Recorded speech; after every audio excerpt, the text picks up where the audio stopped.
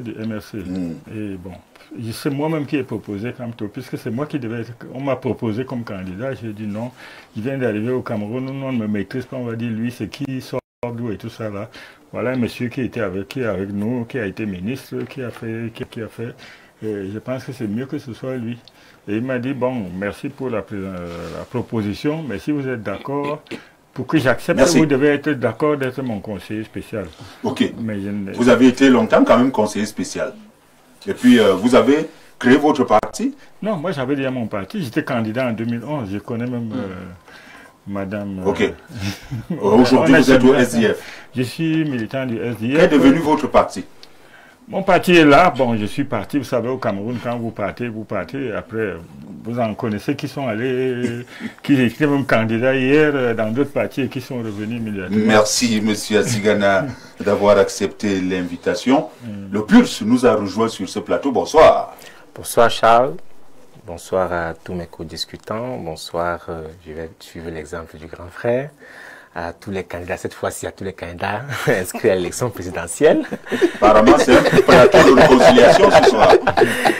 Bonsoir particulier à mon premier secrétaire, Serge Matomba, qui est sur la route du Grand Nord pour une série, n'est-ce pas, de rencontres. Très convoité, hein, le Grand Nord. Oui, disons que c'est une partie du Cameroun. Déjà avant le Grand Nord, nous étions ce week-end, le week-end dernier, du côté d'Indiki, où nous avons assisté à l'installation de 5 unités de ce côté-là. Donc, effectivement, nous parcourons le Cameroun afin de pouvoir justement faire en sorte que notre voix puisse être entendue. Ok. Merci d'avoir accepté l'invitation. À tous les 5, mesdames, messieurs, nous allons observer, n'est-ce pas, cette transition. On revient pour le premier sujet, un peu mis en bouche, mais un sujet très important. À tout sur ce plateau pour prendre le premier sujet à l'ordre du jour. Autorité traditionnelle et rang protocolaire qui passe avant la scène illustrative. C'est un peu au Palais de l'Unité, c'est la semaine dernière. Nous avons vu un ministre de la République se décoiffer devant, n'est-ce pas, le secrétaire général de la République. Le secrétaire général, la présidente de la République, nous avons donc la vidéo devant nous et nous nous posons donc la question de savoir ce soir comment comprendre, n'est-ce pas, ces gestes et bien qui passe avant l'autre, autorité traditionnelle ou alors rang protocolaire. Sa Majesté Alphonse Atebandoumou, vous êtes chef. Dites-nous un peu comment comprendre ce geste, par exemple, du ministre d'État devant le secrétaire général, le président de la République. Enfin, vous savez, je suis un vieil homme et j'ai des difficultés à suivre la meute. Enfin, je ne comprends pas l'enjeu de ces débats. Qu'est-ce qu'on veut absolument démontrer? Qu'un ministre d'État rend face de la révérence à notre ministre d'État, je ne vois pas où est le problème. Qu'est-ce qu'on veut absolument démontrer? Enfin, je m'adresse à vous, hein. Il faudrait que vous précisiez votre pensée, votre quête. Vous voulez savoir quoi? Je ne sais pas le nombre de fois où on se décoiffe devant toutes sortes de dignitaires. Pourquoi est-ce que ça ne fait pas tant de bruit? Je ne sais pas. Vous avez deux personnalités de haut rang, dont l'une accepte de faire la révérence à l'autre pour toutes sortes de raisons. Qu'est-ce qu'on veut incriminer? Nous en avons plusieurs. C'est-à-dire, nous avons eu ailleurs où on se pose la question, le chef traditionnel, que représente-t-il véritablement devant l'autorité administrative? C'est de cela il est question, qui est supérieur à l'autre, qui doit faire révérence à l'autre. Il y a un décret qui règle ces questions-là, il y a un décret 77 qui règle la question, c'est un problème républicain. Ok, la République est réglementée. Je ne sais pas, dès qu'on l'a dit, je ne pense pas qu'il y a grand-chose à ajouter, non. Je pense qu'il faudrait qu'on se soigne ensemble des querelles, j'allais dire, qui ne mènent pas loin. Le chef traditionnel est dans l'État, il est dans la République. La République est normée. La République a une hiérarchie.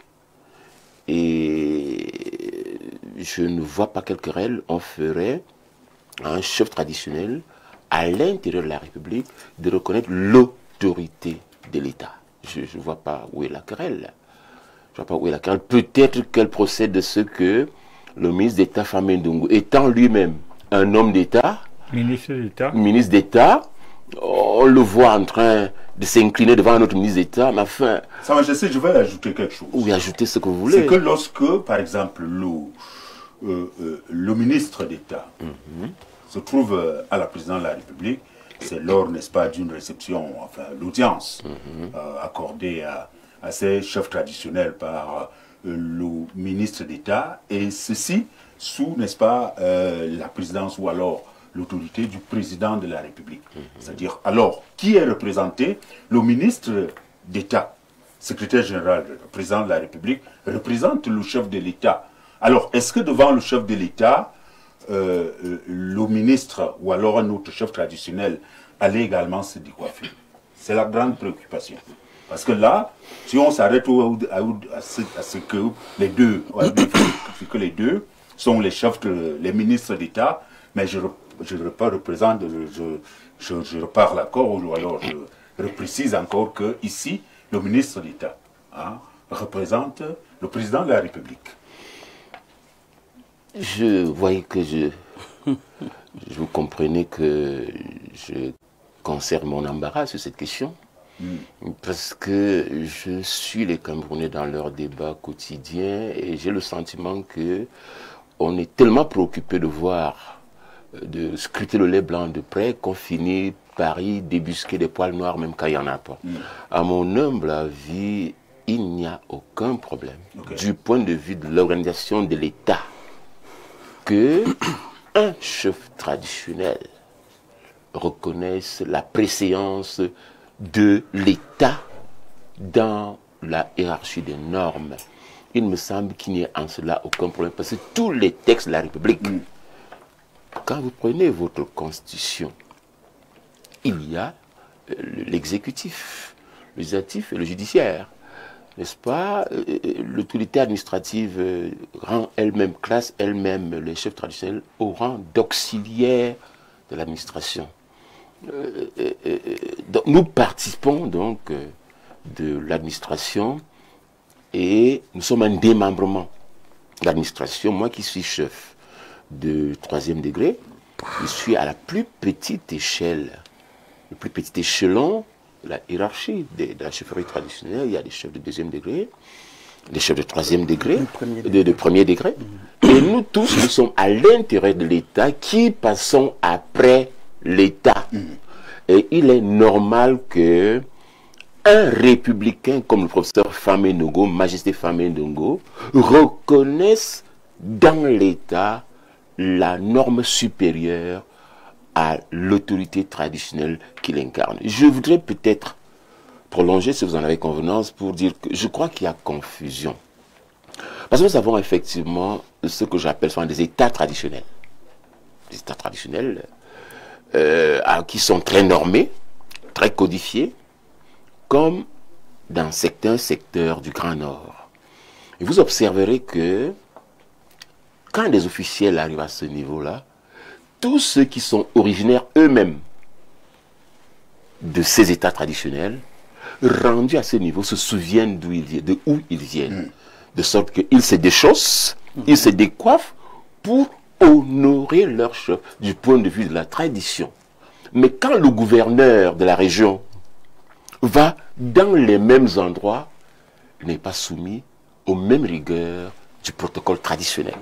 C'est pour vous dire que l'État est l'État et que l'autorité traditionnelle est au sein de l'État, en dessous de l'État, et qu'il me semble sans aucune équivoque qu'il est normal qu'un chef traditionnel honore l'État représenté par une haute personnalité, même si sur d'autres chapitres, on aurait pu, sur ces deux personnalités-là, avoir d'autres éléments de comparaison et d'autres critères d'appréciation.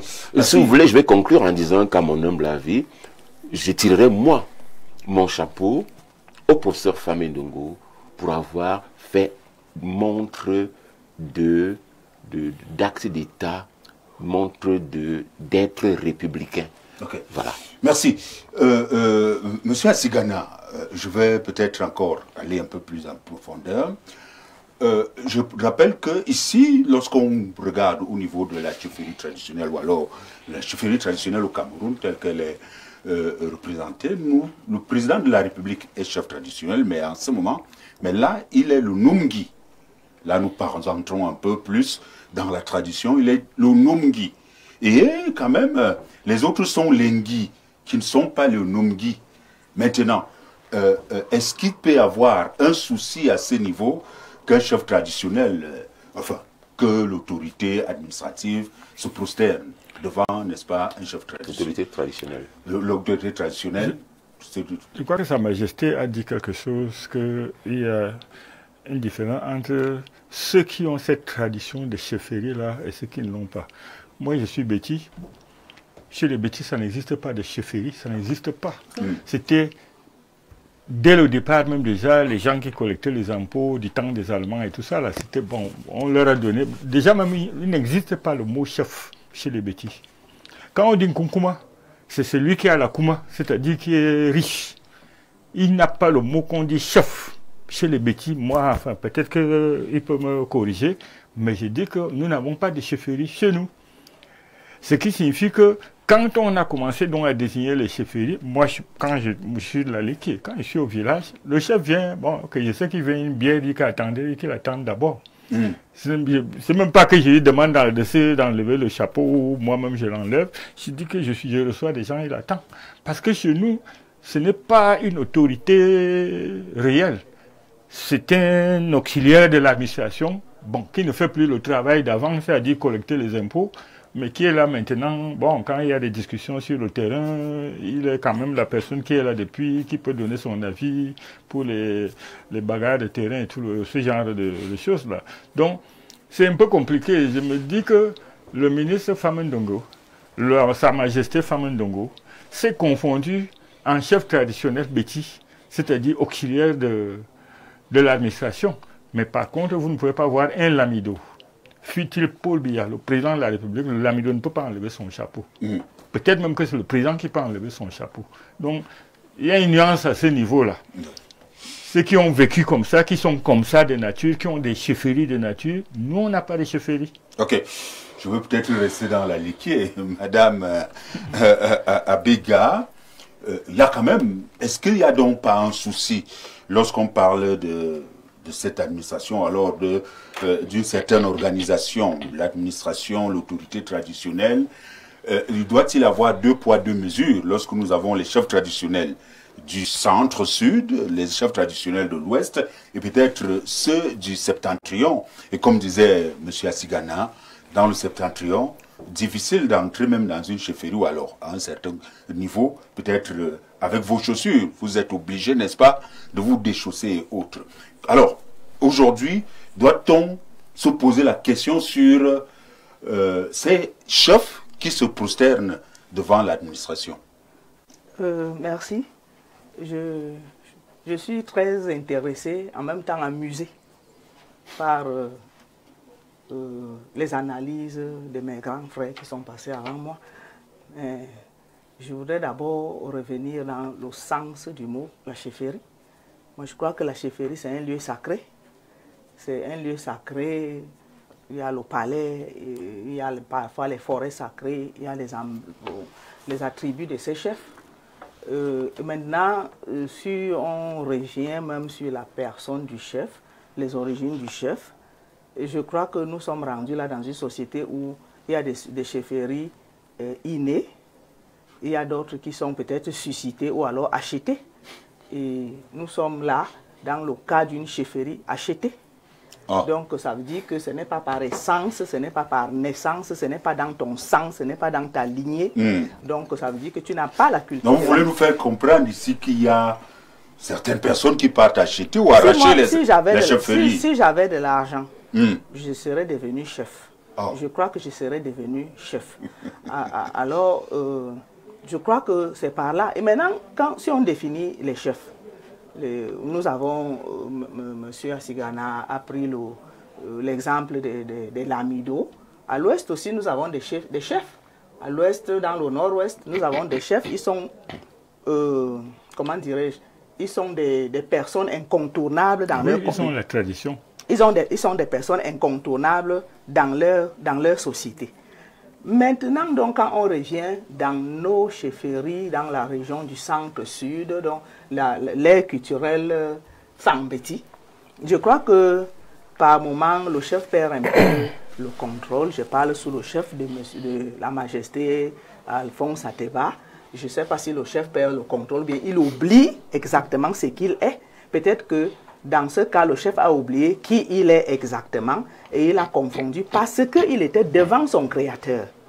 Parce que s'il n'était pas devant son créateur, il ne se serait pas prosterné. Et il est devant son créateur, pourquoi? Parce que nous sommes rendus là avec des chefs traditionnels qui sont en même temps responsables dans les partis politiques. Vous avez vu, sous le nom de Sa Majesté Ateba Ndoumou, vous dites Majesté et militant du RDPC. En même temps que nous avons les autorités administratives qui sont inféodées au même parti État. Il y a confusion quelque part. Et cette confusion-là devrait s'arrêter. On doit apprendre à dire la vérité aux Camerounais et à vivre selon les normes dans une société hiérarchisée.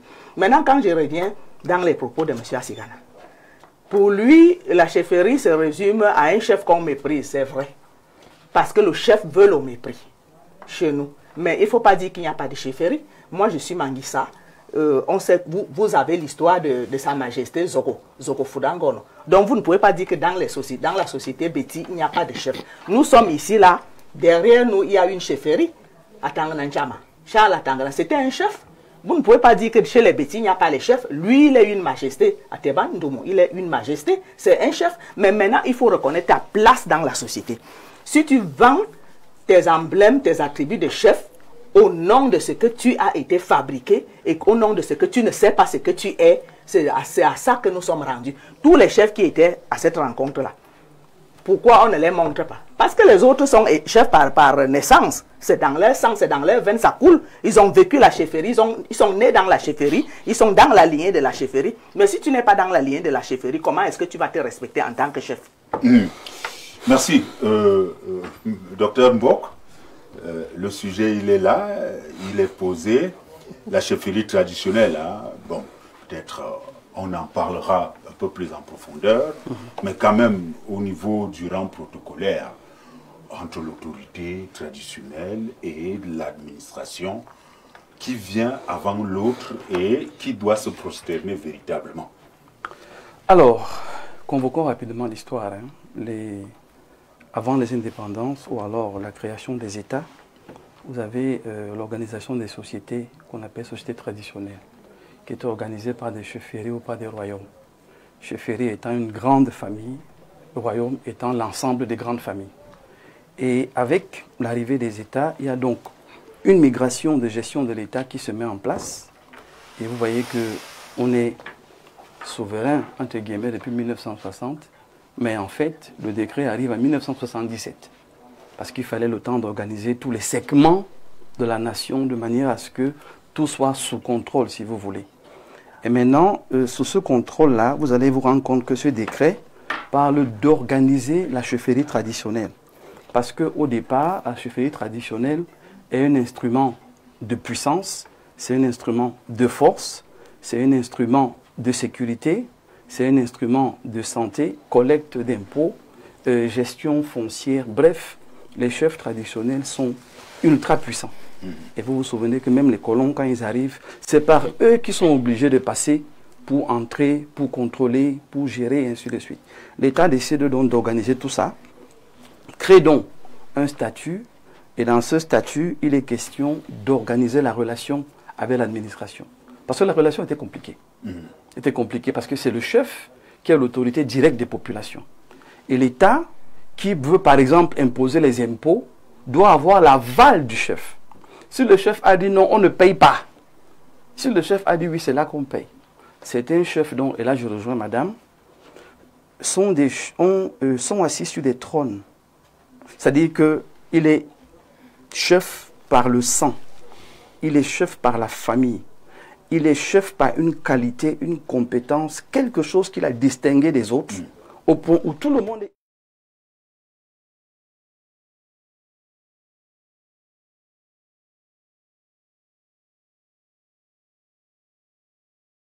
ce qu'on appelle une chefferie, comme madame tout à l'heure disait. Et à la chefferie, il y a un volet administratif, technique et mystique, qui fait donc que quand vous arrivez même dans cette zone-là, vous n'avez pas d'autre choix que de vous soumettre, parce que la présence fait la différence. Majesté peut le confirmer. Quand on est dans son rayon, il y a des choses que vous ne pouvez même pas lui demander, parce que tout est fait pour que sa puissance soit assise. Maintenant, en 79, parce que c'est là que le problème commence, les chefs étaient souverains, les chefs étaient puissants, les chefs étaient consultés. En 79, une nouvelle loi est obligée d'arriver parce que on a une nouvelle catégorie de chefs. Les chefs qui sont assis sur la chaise qui est achetée en ville. Parce que ceux-là sont devenus auxiliaires de l'administration. Ils ont donc compris qu'on peut avoir l'endroit, si en achetant, je suis parfaitement d'accord avec madame, on peut acheter, on peut faire la danse du ventre et puis acheter une chaise. On achète donc la chaise, on ramène au village. C'est eux-là donc qui sont légers. Et en 79, on a été obligé de créer une loi pour régler les conflits et définir exactement comment on accède à la chefferie. Parce que des braqueurs étaient entrés dans la structure, comme ils étaient auxiliaires de l'administration, donc c'est des gens qui rencontraient constamment les autorités, qui échangeaient constamment avec les autorités, qui décidaient sur la vie des populations. Certaines personnes ont estimé qu'il fallait acheter la chaise. Et c'est là que le problème commence. Donc, aujourd'hui, rendu en 2025, vous avez deux catégories de chefs. Les premiers qui sont sur le trône, c'est eux généralement vers qui on va. Quand vous parlez donc de ceux de l'extrême, du Grand Nord, ceux du Nord-Ouest et même du Sud-Ouest, allez observer, c'est des majestés qui sont assises sur un trône.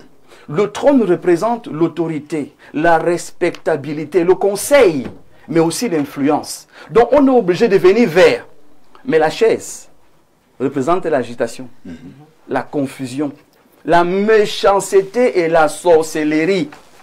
Et il y a donc plus de gens qui sont assis sur des chaises que sur le trône. Revenez simplement 20 ans en arrière. Quand on avait plus de trônes, les jeunes étaient protégés dans les villages. Mais aujourd'hui, on a plus de chaises, les jeunes fuient le village. Parce que la sorcellerie est entrée normalement. Un chef, dans le sens premier, est celui qui protège le village. Un chef, dans le sens de la chaise, est celui qui livre le village. Il vend le village. Aujourd'hui donc, le problème est où? C'est la question que vous posez. Le problème n'est qu'une question de chefferie authentique. Parce que le chef authentique ne se déplace pas pour aller au palais. Le problème, il est là. C'est qu'il y a erreur sur le secteur. Les majestés n'ont rien à faire dans cette consultation à la présidence. Parce qu'une chefferie est organisée et a des notables. Si vous voulez des conseils, appelez les notables. On ne déplace pas un chef de son trône. C'est ceux qui sont assis sur les chaises qu'on déplace facilement. Donc aujourd'hui, et je sors en répondant, les chefs sont payés par l'État, encadrés par l'État, donc sous l'autorité de l'État, mais c'est ceux-là qui ont des chaises. Parce que ceux qui ont des trônes, Majesté l'a dit, quand on se déplace et on va vers eux, même quand c'est vous qui les payez, parce qu'il y a un côté mystique et spirituel. Vous le sentez, il n'y a pas de concurrence, mais il y a complémentarité. Qui est au-dessus de l'autre, ce n'est que le volet spirituel qui gère. Ok. Alors, nous allons sortir avec vous, hein, M. Lameau. Doit-on refaire les textes ou revoir les textes en ce qui concerne, n'est-ce pas, nos chefferies traditionnelles en rapport avec notre administration? Alors, je dirais que, et je m'aligne justement sur les propos des deux précédents panélistes sur le plateau, parce qu'il faut effectivement préciser que les chefferies sont devenues, j'ai envie de dire, des machins aujourd'hui, où effectivement des hauts commis de l'État commencent à devenir chefs. On a une pléthore de ministres aujourd'hui qui deviennent des chefs et justement, pour employer les termes, pour vendre le village. Ça pose là effectivement un problème fondamental, celui de l'identité que nous voulons. Quel modèle de société est-ce que nous voulons pour notre pays? Quel est ce modèle que nous voulons? Avant 1977, avant le décret, le fameux décret, parce qu'il faut comprendre pourquoi est-ce qu'on veut réglementer et régir sur les questions des chefferies. Et ces chefs sur des chaises, justement, ayant compris qu'il y a un gâteau à se partager de ce côté-là, ils s'engouffrent en masse justement dans ce gouffre-là et deviennent des chefs pour avoir la même mise sur les terres du village. C'est la raison pour laquelle nous, pour la rénovation sociale, nous pensons que en réalité, les terres doivent d'abord être des propriétés du royaume, autrement dit, du chef du trône, qui est dépositaire justement de la culture du milieu et des us et coutumes de l'endroit. Pourquoi est-ce qu'il faut dire ça? Il faut préciser que cet état de choses fait de telle sorte que notre culture ayant donc été, j'ai envie de dire, mise de côté par les différentes règles qu'on a mises en place pour réglementer cet état de choses, on a donc fini par employer des termes qui rendent les textes totalement mercantiles. Parce que, ayant donc compris qu'il y avait un petit gâteau à se partager là-bas, les gens s'engouffrent dans ce pétrin. Donc, pour nous, il s'agit véritablement de définir le modèle de société. Quels sont les rapports qu'on doit avoir avec les chefferies et l'État? Il n'existe pas une république dans laquelle les règles et j'ai envie de dire, la Constitution ne soient pas l'émanation de la culture que nous avons. Donc, nous, au plus, disons, il est important que notre Constitution soit déjà l'émanation et soit quelque chose qui tire son essence de notre culture, de notre identité, pour que nous puissions effectivement définir les règles qui soient propres à nous, propres à nos usages, propres à nos coutumes, pour effectivement donner la place à chaque entité dans la société, notamment les chefferies et la République, si tant est que c'est le modèle que nous voulons pour notre pays. Merci. On ne saura parler de l'administration au Cameroun ou en Afrique sans parler, n'est-ce pas, de la tradition et de la chefferie traditionnelle. Si vous permettez rapidement. Le temps imparti à ce sujet est arrivé à son terme. Même si on ne parlait que de ça, c'est un sujet extrêmement important. Parce qu'il n'y a aucune décentralisation sans retour à la culture. Exactement. Aucune nation ne se développe de manière cohérente sans un retour à sa culture. Donc il ne faut pas qu'on dénature la chefferie traditionnelle. Il faut qu'on la relance. Ça doit être un sujet sérieux, traité avec respect. Le but n'étant pas de dominer, mais de créer une sorte de fusion et évoluer ensemble. L'État ne peut pas dominer sur le spirituel. Il faut donc qu'il y ait complémentarité et qu'ils avancent ensemble. Mais pour le faire, il faut qu'il y ait des vrais chefs. Des vrais chefs qui demandent des écoles, qui demandent des hôpitaux, qui demandent des services de base pour les populations. C'est ça qui va amener la décentralisation. Donc c'est un sujet sérieux. Très sérieux. Nous avons quand même avec nous sur ce plateau un vrai chef. Parce que, non, il est vrai chef, ça je confirme. Vous voyez, c'est un vrai chef. Vous vous amusez là même son Majesté, c'est un vrai chef. Sa Majesté, on ne touche pas à cela. Ça n'importe comment. Même comme il est militant. Nous allons parler de tout cela maintenant, tout à l'heure. Mesdames, Messieurs, tout de suite pour le second sujet, c'était la mise en bouche. Plateau, pour prendre donc le second sujet à l'ordre du jour, candidature consensuelle, qui doit choisir? Cela fait l'actualité au Cameroun en ce moment. Vous le savez, le week-end dernier, Issa Chiroma Bakari, candidat à la présidentielle 2025, a donc été choisi par certains hommes politiques et une certaine classe politique, ou alors avec, n'est-ce pas, une certaine la société civile, voilà. Aujourd'hui, beaucoup rejettent, n'est-ce pas, cette proposition-là. Je vais commencer par Marie-Jeanne Abega. Vous savez que je suis au quotidien l'actualité de chaque candidat. Qu'en est-il au sein de l'UNDP?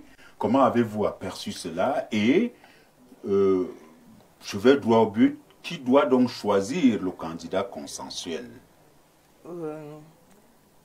Bon, je suis embêtée parce que c'est vous qui me posez cette question, étant donné que vous étiez au point de presse du candidat Bello Bouba Maïgari. Il a répondu à cette question face à la presse. Je ne suis pas le communicant. Je crois que vous avez retenu ce qu'il a dit. De l'UNDP, je suis journaliste, madame. Justement, je crois que la presse a suffisamment relayé la position, l'analyse de l'UNDP face à ce sujet. Et si si je peux résumer, il n'a pas beaucoup parlé comme d'habitude, parce qu'il ne parle pas beaucoup. mais il dit l'essentiel. Il a dit, le président Bello, son excellence Bello Bouba Maïgari, il a dit, pour qu'il y ait consensus, il faut qu'il y ait 2 candidats qui sont en course et que les 2 s'entendent. Bon, c'est un exemple. Il n'a pas dit qu'il faut seulement 2 candidats et il faut que les 2 s'entendent pour dire, bon, voilà, c'est elle qui va nous représenter. Mais dans le cas d'espèce, il n'y avait pas, bon, à notre connaissance à l'UNDP, je crois qu'il n'y avait pas de concurrent. Et maintenant, s'il faut pousser l'analyse plus loin, ceux qui ont choisi, j'ai suivi 2 noms. M. Anissé Ekane, le président du Manidem, entre guillemets, et M. Ndjekam Tchameni, je ne sais pas qu'est-ce qu'il est dit, au nom de l'APC, ils ont parlé d'une organisation qui s'appellerait l'APC. UPC. Je ne sais pas, voilà. Union pour le changement. Union pour le changement. Oui. Donc, je ne sais pas pourquoi est-ce que cette question tourne autour de l'UNDP. L'UNDP, au travers de son secrétaire général, a rendu public un communiqué disant que nous n'étions pas concernés, nous n'avons pas été consultés et nous n'étions pas concernés par cette organisation. Et plus tard, il y a eu un point de presse pour expliquer, pour dire à l'opinion publique que l'UNDP n'est ni de près ni associé à cette initiative. Bon, lorsque je lis les réseaux sociaux, semblent nous attribuer peut-être nous sommes jaloux. Nous ne sommes pas jaloux, nous sommes jaloux des personnes. Nous n'étions pas en compétition avec un candidat au sein de l'UPC. Et je ne sais pas pourquoi est-ce que ça s'acharne contre l'UNDP. Je ne sais pas pourquoi ça s'acharne contre le président Bello, comme si c'est sa voix qu'on voulait entendre. Mais on a donc entendu sa voix. Il a dit qu'il n'était pas concerné et que si tel était le cas, il fallait qu'il y ait au moins 2 candidats.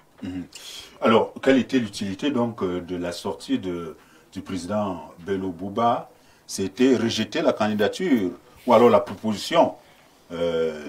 Bon, je veux dire, on ne rejette pas ce qu'on ne t'a pas proposé. Je dis, il n'accepte pas la proposition faite par le président Bello ne rejette pas ce qu'on ne lui a pas proposé. Il ne rejette pas ce à quoi il n'a pas été associé. Sa réponse émanait du fait que les communiqués ont circulé, les vidéos ont circulé, les réseaux sociaux se sont appropriés le concept où on semblait nous attribuer, n'est-ce pas, on a qualifié le candidat de l'UNDP de méchant. À certains moments, on a même dit qu'il a félicité le président Chiroma. Or, ils n'en ont jamais parlé, il n'a pas été associé à l'initiative, il n'est pas concerné par l'initiative. Il fallait bien qu'il dise à l'opinion publique que ce dont on parle, il n'en sait rien. Ok, merci à vous. Monsieur Asigana, quand même, nous avons suivi quand même quelques sorties du SDF qui semblent ne pas être d'accord peut-être avec ce consensus-là ou alors cette candidature consensuelle.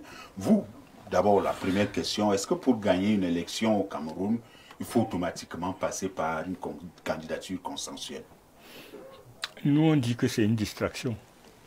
Parce que quand quelqu'un se lève le matin, il fait un dossier, il va aller comme il dépose son dossier, et il dit au peuple, et son dossier passe, et il dit au peuple camerounais, je vais être votre président.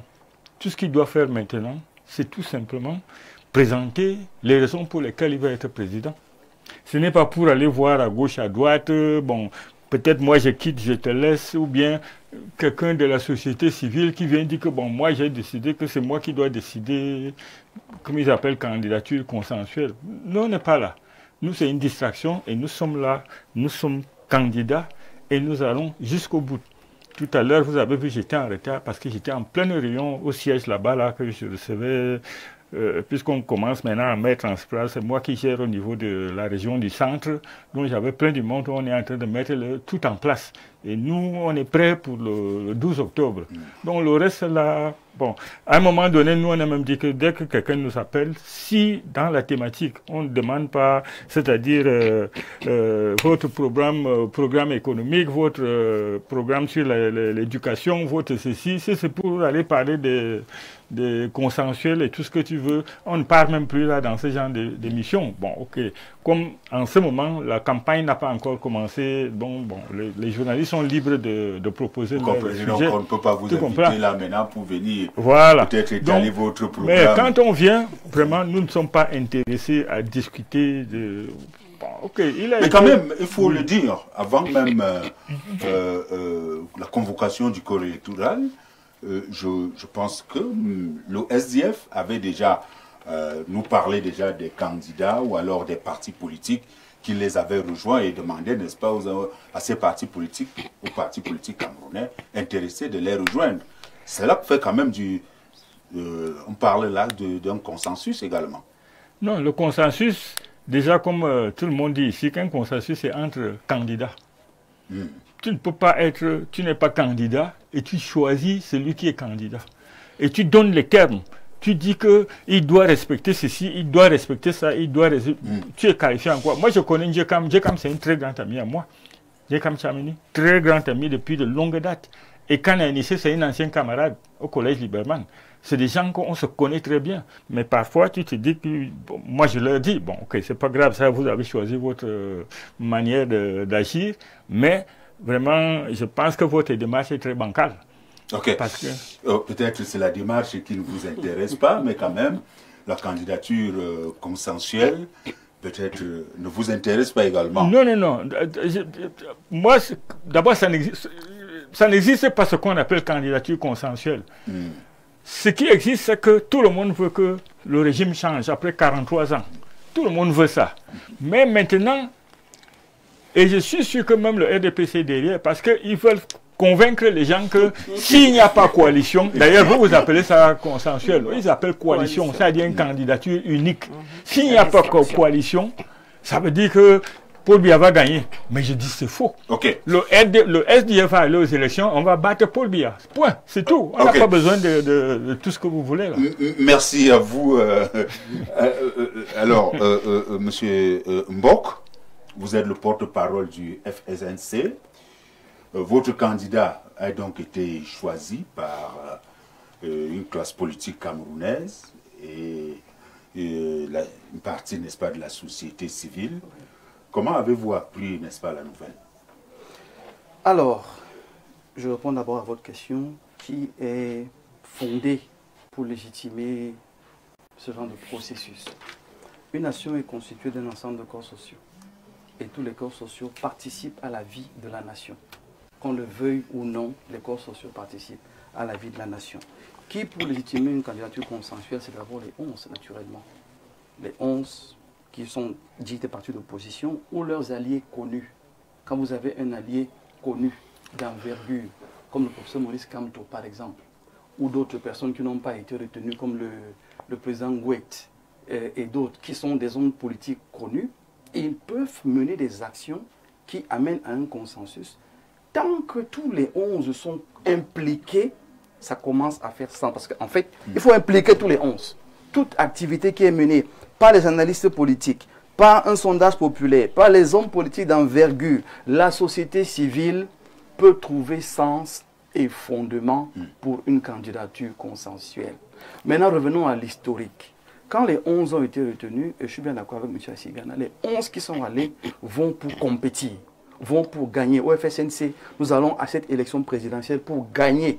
Mais pour gagner, il faut d'abord s'asseoir. C'est pour ça qu'il y a des assises comme celle de Fumban et d'autres. Pour se dire, nous savons qu'il y a un adversaire sérieux en face. Très sérieux même.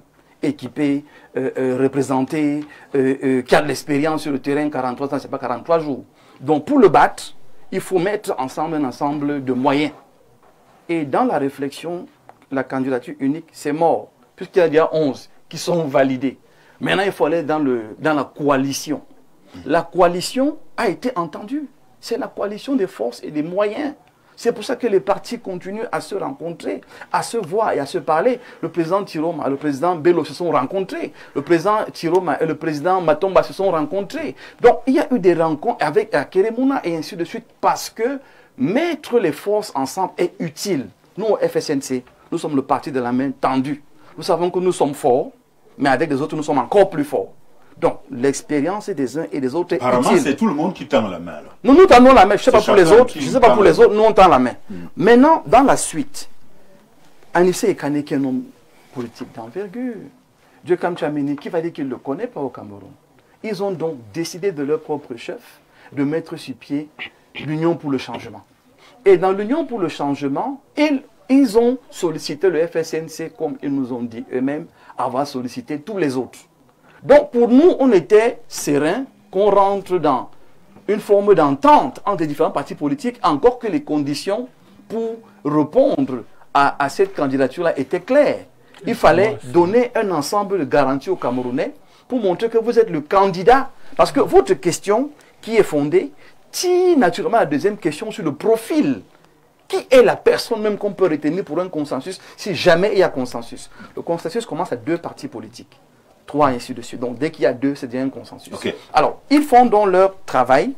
Ils nous disent, à nous, comme peut-être ils ont dit aux autres, parce que finalement, quand j'entends les uns dire qu'on n'a pas été sollicité, moi ça me surprend. Mais eux, ils ont dit qu'ils ont contacté les 11. Le formulaire qu'ils nous ont envoyé, il semblerait qu'ils l'ont envoyé aux 11. Toujours est-il que, dans le profil, il était question de mettre le peuple camerounais en avant, de prendre en compte ses desiderata et d'être prêt à assumer la rupture. Au FSNC, nous sommes pour la rupture. Et à côté de la rupture, nous sommes pour la transition. À côté de la transition, nous sommes là pour être une passerelle. Le président Thiraud m'a dit, je veux un mandat maximum de revenir à 5 ans pour que le pays puisse connaître une nouvelle dynamique. On ne peut pas laisser la présidence ouverte à vitam aeternam. Voilà un ensemble d'éléments qui sont mis sur la table. Maintenant que c'est mis et que c'est entendu, la société civile vient avec eux, pratiquement 50 partis politiques viennent avec eux, il est impossible de mettre en cause ce genre de rencontre et de concertation. Je déplore simplement le fait qu'ils n'aient peut-être pas insisté auprès des 10 autres, comme ils ont insisté auprès de nous, parce que ça nous aurait arrangé qu'on ait 2, 3, 4, 5. Et là, ça allait être intéressant. Donc, cette activité, à mon sens, appelle. Cette activité appelle. Les avoir, n'est-ce pas, italique, cela. Parce qu'il fallait que les Camerounais sachent. Okay. Cette activité appelle les 11 à se responsabiliser, à se parler et à réfléchir ensemble. Même s'ils ne veulent pas fonctionner ensemble, nous sommes obligés de coaliser au moins les informations, de coaliser au moins la communication, de coaliser au moins la représentation dans les bureaux de vote, au moins de coaliser la communication en disant à tous les gens qui vont aller voter que allez voter, surveillez votre vote. Tous les 11 doivent avoir un discours qui arrange leurs différents candidats. C'est à ça que le FSNC appelle. Donc quand nous tendons la main, ce n'est pas pour dire que c'est nous qui sommes les seuls et les meilleurs. Non, nous ne parlons pas comme ça. Nous disons que ce que Anissé et Kane et Joachim Tchouaméni ont fait, c'est une bonne chose et nous souhaitons qu'il y ait davantage. Comme les 11 dont ont estimé qu'il faut qu'ils soient consultés, c'est l'occasion, non? C'est maintenant qu'il faut le faire, pas demain. Okay. Bon, les 11 sont sollicités à être ensemble. Avançons dans le débat. Les candidats, enfin ces 2 hommes politiques ont estimé qu'il fallait le faire, c'est une bonne chose. Les autres disent que ce n'est pas bon. Vous proposez donc quoi? C'est ça qu'il faut prendre aujourd'hui et on évolue. On verra bien, on verra la suite. Nous avons voulu bien avoir M. Ndjekam Tchouaméni au téléphone aujourd'hui, mais il est à Douala et puis il m'a dit à cette heure-ci il serait un peu occupé, il doit être occupé en ce moment, sinon on le prenait en direct. Mais je l'ai vu quand même au téléphone, il m'a dit, eux ils ont consulté tous les 11 candidats. C'est la même information que nous. Tous les 11 candidats, ils ont envoyé les formulaires, certains ont rempli, d'autres ne l'ont pas fait. Et quand vous ne remplissez pas, c'est que vous n'adhérez pas à leur vision. Et ils ont fait avec ce qu'ils avaient sous la main. Et ils ont estimé que Issa Chiroma Bakari acceptait. Et parmi les propositions, c'est le candidat qui arrive là, c'est un candidat de la transition. Oui, c'est-à-dire qu'il met son projet 5 ans. 5 ans, oui. Il met son projet en berne, le pays d'abord. Ok. Monsieur Matombaye, représenté sur ce plateau, M. Lembo, vous avez également quand même suivi cette actualité. Vous aussi, vous étiez quand même à Fouman. Nous n'avons pas fait que suivre. Nous avons été acteurs et nous sommes toujours acteurs de cette actualité-là. Okay. Donc, sur la question, j'admire la dextérité avec laquelle le docteur Mbok a fait sa démonstration. Sauf qu'il va falloir peut-être remettre quelques éléments au goût du jour pour préciser certains faits qui se sont déroulés et qu'il faut justement mettre à la lumière des Camerounais. Déjà, ce qu'il faut dire, c'est que le contexte fait que le mot coalition revient tout le temps. Et c'est comme un desiderata du peuple de voir une coalition des différents acteurs pour l'élection présidentielle. C'est-à-dire qu'on voudrait voir une opposition complètement unie. Je n'ai pas envie de dire que ce n'est pas la condition sine qua non pour une élection, parce que nous avons vécu au Cameroun en 1992, il y avait 9 candidats à l'élection présidentielle, et il se dit que le candidat Ni John Frundi aurait gagné l'élection. Et ce n'est pas moi qui vais démentir, parce qu'en Mondovision, un membre du RDPC à l'époque avait justement précisé que la victoire avait été volée au SDF. Donc, la question de la coalition est un épiphénomène quant à ce qui est, n'est-ce pas, de véritablement battre le parti au pouvoir. Ça, c'est la première chose qu'il fallait préciser. La deuxième chose, c'est le processus électoral, le processus de la coalition en lui-même. La coalition, justement, on voudrait qu'au moins 2 personnes se mettent ensemble et réfléchissent. En ce qui concerne la coalition qui est en route, notamment la coalition de Fumba, pour laquelle... Qui est en route? Qui est en route, bien entendu. Il n'est pas encore, c'est pas encore fermé. En tout cas, on se posait la question. Qui est en route, parce que les discussions se poursuivent.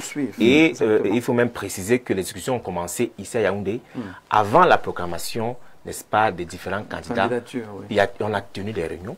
Pendant ces réunions-là, il s'est dit qu'on ne pouvait pas engager des discussions sans avoir véritablement tous les candidats à l'élection présidentielle, justement, parce que ceux qui étaient encore au Conseil constitutionnel. On a donc fait la deuxième rencontre de Fumban, quand on avait fait la première liste avant le contentieux électoral. Ceux qui étaient donc dans le parterre final se sont retrouvés à Fumban et ont quand même encore précisé que les assises vont se poursuivre lorsque nous aurons vidé tout le contentieux électoral. Et à ces assises-là, il y avait un bon nombre de candidats. J'ai envie de citer ici Serso Matomba, Madame Tomaino, Akere Mouna, le candidat du FDC, comment il s'appelle, non, il n'était pas là. Le FSNC était représenté. FSNC était représenté, notamment avec l'ancien secrétaire, secrétaire général. Donc, il y avait, je pense, 6 à 7 voilà, candidats représentés à ces assises-là. Au sortir de Fumban, nous revenons donc, le contentieux électoral est vidé. Il y a un nombre d'acteurs qui sont écartés de la course, et il y a des discussions qui se poursuivent. Parmi lesquelles, le président Issa Chiroma.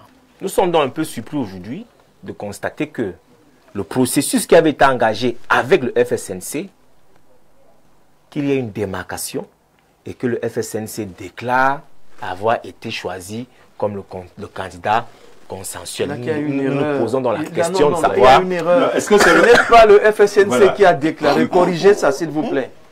C'est l'UPC. Du moins. Merci. Disons ça comme ça, ce ne sont que des mots. Non, ce n'est pas les mots. Le fait est que le candidat déclaré consensuel de ce groupe-là, auquel fait partie le FSNC et son président Issa Chiroma. Non, il ne fait pas partie de ce groupe. Vous pouvez pas faire. Si vous êtes partie du groupe, vous faites partie du groupe, c'est là où on vous donne la possibilité d'être candidat consensuel. Vous faites partie d'un groupe, il faut l'accepter. C'est une réalité. Je peux expliquer. C'est une réalité. Je voudrais que l'on se comprenne. D'abord, monsieur vous-même. Tout d'abord, il y a d'abord que ce n'est pas le FSNC qui s'est déclaré candidat, c'est un groupe. Et nous l'avons dit, venu de Douala. Venu de Douala et, n'est-ce pas, une partie de la société civile. D'où la grande question ce soir. Vous allez voir, d'où la grande question ce soir. Qui doit choisir? C'est ça. C'est la grande question ce soir. Il n'en demeure pas moins que ce soit un groupe qui est choisi. N'est-ce pas? Lorsque je pose la question à M. Mbok, comment avez-vous accueilli l'information? J'ai expliqué. C'est de cela, parce que je veux savoir si ils étaient d'accord ou alors comment ça s'est passé. Je restitue les faits. Je suis en train de restituer les faits que nous avons vécus. Oula. Ce sont les faits que nous avons vécus. Ok. Le président Issa Chiroma faisait partie du groupe de Fumbal, vrai ou faux? Vrai. Oui. Le président Chiroma s'est fait... Fait-il toujours partie du groupe de Fumbal? Là est toute la question. C'est moi qui réponds. Là est toute la question. Puisque la discussion là est toute la question. Et maintenant, pour revenir à la question de savoir, parce que effectivement, le docteur Mbok disait que nous avons reçu des fiches où on a demandé des renseignements. Je peux dire avec certitude que nous n'avons jamais reçu de fiches concernant cette coalition et concernant la candidature de M. Issa Chiroma comme candidat consensuel. Non, soyez juste. Jamais reçu. Soyez Maintenant, juste. Dites-le à Dieu comme ce que nous avons fait, ce que nous avons fait dans le groupe de Fumban, c'était de préciser les conditions qui allaient amener à la candidature consensuelle. D'où sort le nom de Bello? Quelles sont ces C'est ça, madame. Tu cherches quoi dans ça? Bello sort vraiment cherche quoi dans ça? Permettez à monsieur le nom de Bello. Vous avez encore une minute, allez-y. Permettez-moi de finir. Allez-y. Permettez-moi de chuter. Lorsque nous sommes assis justement à Fumban, il était donc question de mettre en place un comité qui devait commencer à réfléchir sur des programmes, sur un programme consensuel et comme l'a précisé le docteur Mbok, sur également la mutualisation des forces et des moyens sur le terrain. Voilà. Effectivement, c'est des questions qui doivent véritablement régir une véritable coalition. C'est question de moyens sur le terrain et autres. Cependant, il faut donc préciser que nous sommes quand même un peu surpris de la démarche. Parce qu'au départ, le groupe de Douala Titon avec Anissé Kane et le professeur Ndje Kamtchameni ne faisait pas partie du groupe de Fumban pour lequel devait sortir donc un candidat consensuel où justement le président Issa Chiluma faisait partie. Donc nous sommes un peu surpris justement de ce qu'aujourd'hui on nous présente et un candidat qui n'a pas été véritablement celui qui aurait suivi le canal ou bien le processus qui avait été élaboré à Fumban. Merci. Merci bien, merci bien. Je lui réponds 2 secondes. Parole à Sa Majesté, seulement 2 secondes. Jeune frère, je t'en supplie. Je vous donne 15 secondes. Oui, jeune frère, je t'en supplie. Soyons responsables et écoutons ce qu'on nous dit. Je dis encore, ces personnes ont dit, et M. Ngba l'a confirmé, qu'ils ont envoyé des fiches au 11. Mais je vous dis, je suis le parti. Non, je suis d'accord avec vous. Je suis d'accord avec vous. Je suis d'accord avec vous. était dedans. L'UNDP dit qu'ils n'ont pas reçu. C'est pas vous qui Le posez la SGF question. dit qu'ils n'ont pas reçu. J'ai donc adressez-vous à ceux-là qui ont dit qu'ils ont envoyé. Ça, c'est d'un. De deux, il y avait 2 formulaires. Le premier était, voilà le sondage qu'on a reçu, voilà ce que les Camerounais attendent. Est-ce que vous êtes prêts à céder votre programme politique si jamais... cela a été dit, docteur. Merci. Donc c'est eux qui ont fait leur organisation, qui ont fait leur programme, qui nous l'ont proposé. Les travaux qui ont commencé à Fumban continuent. Merci. Et le FSNC reste présent. Merci à vous, monsieur Mbok. Il faut que ce soit clair. Sa Majesté, je reviens vers vous là maintenant. Le RDPC observe quand même ça à distance, mais quand même... peut-être qu'on parle aussi d'un candidat, enfin on parle d'un candidat au sein du RDPC, mais qui a quand même aussi des alliés. Alors, face à cette actualité, Sa Majesté, la grande question, qui doit véritablement diriger une coalition pour peut-être avoir un candidat unique de l'opposition? Enfin, écoutez, vous avez le don de me poser des questions qui ont le charme de l'ambiguïté. Je préfère vous dire que de tout le débat que nous venons de suivre, j'ai retenu une principale chose, elle a été dite par le docteur Mbok. Le candidat Paul Biya est un candidat sérieux, très sérieux. J'ajouterai, petite correction, le président Paul Biya est un président sérieux et très sérieux. Je conclurai en demandant à nos amis qui trépignent dans les starting blocks d'achever de faire leur classe. Vous savez, la présidence de la République n'est pas une classe d'initiation à la politique. C'est un magistère supérieur, presque divin. Et lorsque j'écoute ces jérémiades qui ne datent pas d'aujourd'hui, depuis 92 on entend ça. 92 on l'a entendu, en 97, 2011, 2018. Bon, enfin, on est habitué un peu à ça. Ça confirme que le président Paul Biya est un président sérieux. Et que si les Camerounais ont aujourd'hui envie de prendre le meilleur risque possible pour leur avenir, c'est encore avec Paul Biya. Parce que même ce tâtonnement qui dure et qui perdure est justement la démonstration que ces personnes qui parlent du Cameroun parlent d'un cours d'amphithéâtre parce qu'ils ne connaissent pas le Cameroun, ne connaissent pas les réalités camerounaises qui sont plus complexes que ce qu'on veut bien découvrir. La preuve, vous avez là-dedans des gens qui ont un certain vécu de haute administration, qui ont un certain vécu politique, qui ont une certaine épaisseur, une certaine réputation, une certaine dignité. Je ne citerai pas un ici. Dans les états de service au sein du pouvoir RDPC sont des plus élogieux, des plus éloquents. Nous sommes toutes sortis de l'encadrement de Paul Biya. On cesse d'être ce qu'on croyait être. La preuve est là, il n'y a pas de candidat consensuel. Il n'y en aura pas, je peux vous le dire. Donc, Une fois de plus, le 12 octobre, ce sera Paul Biya. Avec vision, Paul Biya, on ira plus loin. Voilà. Il n'y aura pas de je l'attends depuis 1992, je ne l'ai jamais vu. Et je dis que le 12 octobre, ce sera avec Paul Biya et Paul Biya. Ok. Alors, nous allons relancer quand même le débat également. Voilà. Vous comprenez quand même. On a aussi à dire, hein. Sa Majesté. Merci, Majesté, on a dit. On a dit. On a dit. Monsieur Ngba, la coalition n'est pas la panacée. Tous les 11 vont pour gagner et l'un d'eux va gagner. Ok. Absolument. Nous allons, peut-être aussi, M. Asigana qui estime que lorsque vous êtes candidat, c'est que vous êtes capable de gagner une élection. Ce n'est pas la peine d'aller chercher à gauche, à droite. Mais quand même, je reviens vers vous, il y a quand même quelques partis politiques qui se sont alliés à vous. À quoi servent ces partis politiques? Justement, vous venez de le dire. Parce qu'il y a des partis libres qui n'ont pas de candidats, qui nous ont rejoints. Il y a une douzaine de partis qui nous ont rejoints. Et il y a une quinzaine de, comment on les appelle, de syndicats qui nous ont rejoints et qui travaillent. Par exemple, les syndicats, non seulement qui nous soutiennent, mais ces syndicats-là, on dit qu'ils vont nous aider dans la protection de nos votes. Ça veut dire que partout où ils sont, par exemple, les syndicats des enseignants, vous savez, les enseignants sont partout dans la République. Ils seront nos scrutateurs. Vous comprenez? Donc, moi, je vois Sa Majesté, je ne sais pas si c'est Sa Majesté ou bien c'est le militant du RDPC. Ça, c'est le militant qui a parlé. Un militant, parce que ces gens-là parlent avec condescendance. Il n'y a pas de c'est pour ça qu'on va les battre. On leur donne. C'est pour ça qu'on va les battre. Vous comprenez, hein, ils ont le droit d'être condescendants. Mais la première chose que je leur dis, c'est: Monsieur le RDPC, quel est votre bilan? Au lieu de dire qu'on a toujours vu ça, on sera toujours là, sortez votre bilan. Et si vous ne sortez pas le bilan, d'ailleurs vous ne le sortirez pas. Parce que leur candidat, je ne sais même pas si... on ne l'a jamais vu. C'est toujours suite aux instructions. Donc ce que je suis en train de dire... Le meilleur bilan du RDPC, c'est votre il y a zéro bilan. Vous allez, quand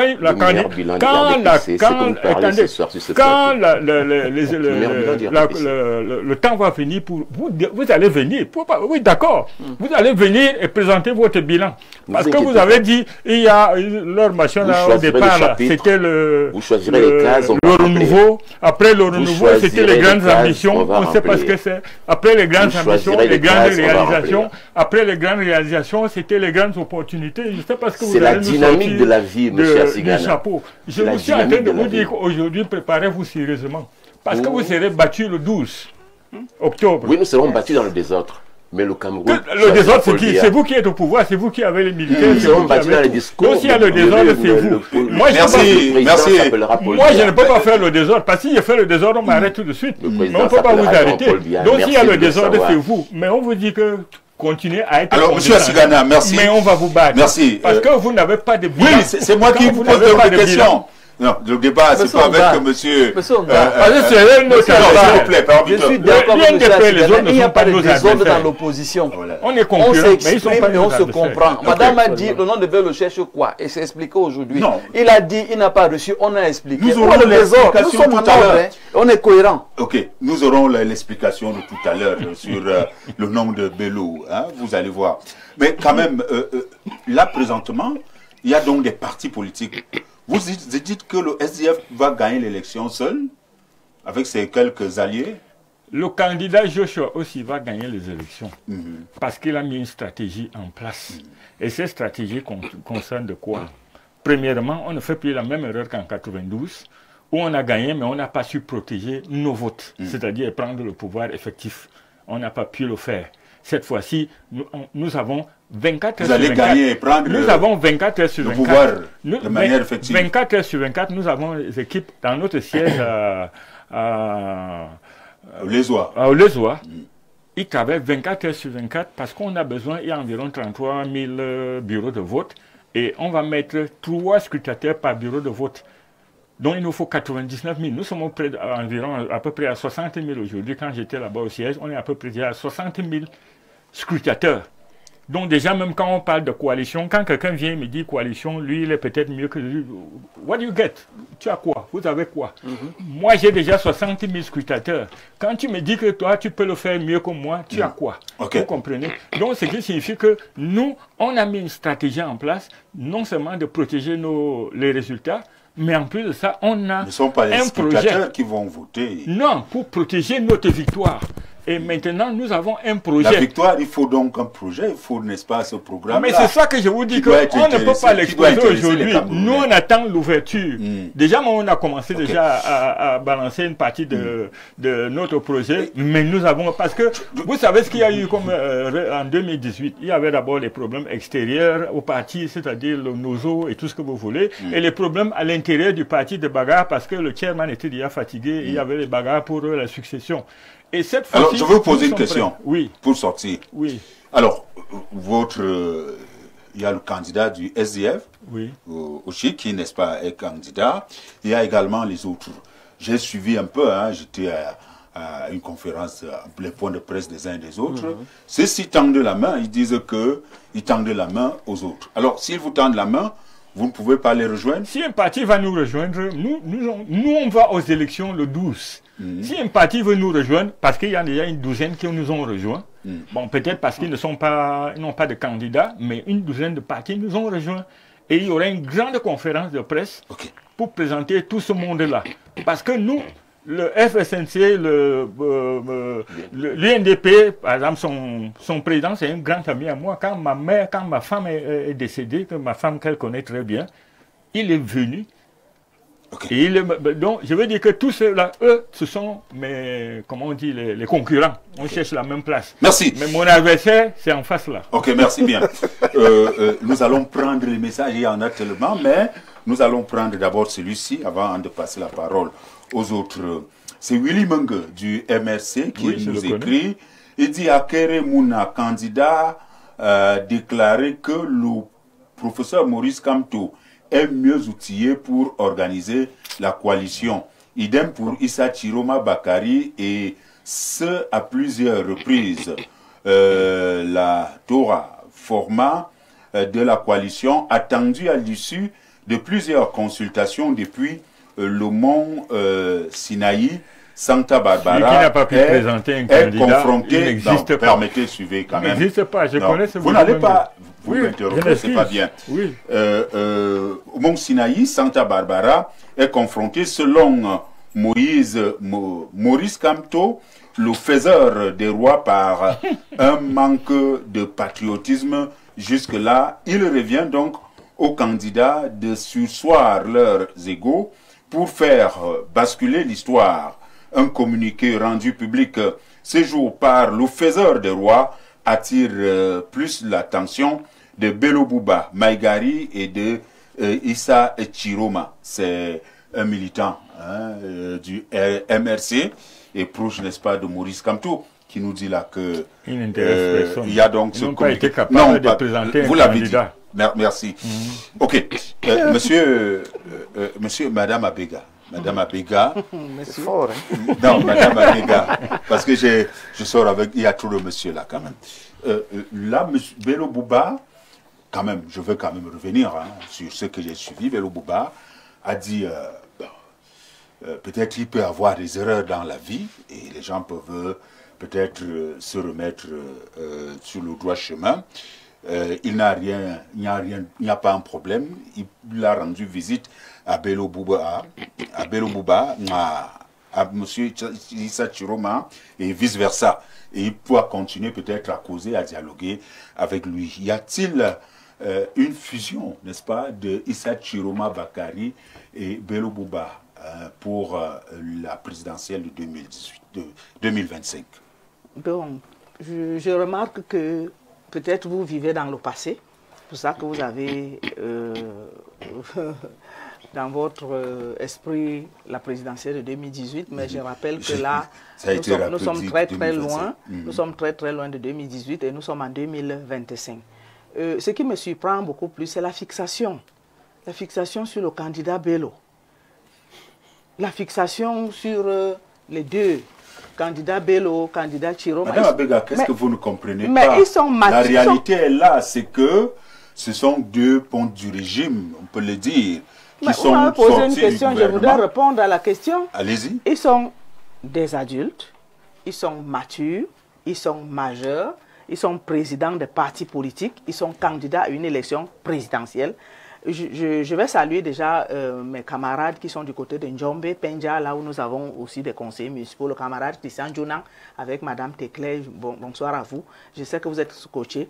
Donc je vais dire que le candidat Bello n'a jamais fermé sa porte et il n'a pas croisé le pied comme un lamido pour ne pas aller vers les autres. Il vous l'a dit l'autre jour, il va vers les autres et sa porte est grandement ouverte. Il reçoit ceux qui veulent le rencontrer. Bon, quand on me posait la question de savoir ce que se disent les deux hommes, mais ils savent ce qu'ils se disent. Ils parlent en leur langue, parfois il y a des fuites en français, ils causent entre eux, ils savent pertinemment ce qu'ils font. Donc, nous confondons le jeu démocratique à une simple relation humaine. Ce n'est pas parce que nous sommes candidats, on veut le trône, chacun de nous veut le trône, que nous sommes des ennemis. On n'est pas ennemis. Hein? Le président, son excellence Bello Bouba Maïgari, veut le trône. Le président Issa Chiroma Bakari veut le trône. Bon, si les autres candidats, donc je vais dire les 10 autres candidats, je ne ferai pas comme le docteur Mbok qui a parlé de 11, moi je vais parler des 10 autres. Si les 10 autres estiment que c'est entre les deux, c'est-à-dire monsieur Issa Chiroma Bakari et son excellence Bello Bouba Maïgari, que sortira le président de la République. Je suis d'accord avec eux. Le président Bello, c'est un homme d'État. C'est un homme d'État. Il a toutes les qualités. Il remplit les qualités. Il est suffisamment représenté sur le terrain. Donc, il a des élus dans 5 régions. Et nous contrôlons la Damawa. Nous avons la mairie des villes. On a beaucoup d'autres mairies. Donc, il n'y a pas... Je ne sais pas pourquoi est-ce qu'on lui refuserait la gestion du Cameroun, puisqu'il gère déjà le Cameroun. Et il gère le Cameroun depuis fort longtemps. Il maîtrise les dossiers du Cameroun. Donc, pour revenir, il y a plusieurs ministres dans le gouvernement, ou bien les anciens ministres du gouvernement, qui sont sortis de l'UNDP. Ce n'est pas vous qui allez me démentir. Donc, s'ils sont sortis de l'UNDP, ça veut dire que l'UNDP est aussi faiseur de roi. Ok. Docteur Mbok, je vous passe la parole, là, je reviens vers vous, vous allez voir. Quand même, il y a quand même cette attention qui revient, tout le monde veut savoir ce qui se passe. Issa Chiroma, Bello Bouba, et vous venez de suivre, n'est-ce pas, Madame Abega, qui estime que c'est Bello Bouba qui est l'homme de la situation. Au sein du FNC, peut-être également, Issa Chiroma se dit également être homme de la situation. Lorsque vous allez répondre à cette question, nous allons donc revenir pour faire, n'est-ce pas, un véritable tour de table. Qui doit véritablement choisir le candidat, n'est-ce pas, unique ou alors le consensuel de l'opposition? Alors, moi, après avoir dit ce que j'ai dit plus haut, je vais dire deux groupes de personnes. Le premier groupe, c'est entre les 11 et le deuxième groupe, c'est le peuple. Au FSNC, c'est le pouvoir au peuple. Nous allons gagner, en fait, le peuple va gagner et va nous confier ce pouvoir-là. Issa Chiroma Bakari est l'homme de la situation parce qu'il est un homme de terrain, il est un homme de combat, il est un homme de vieille lutte et il a décidé de donner toute sa vie pour les Camerounais. Les autres candidats pourraient dire ce qu'ils vont dire.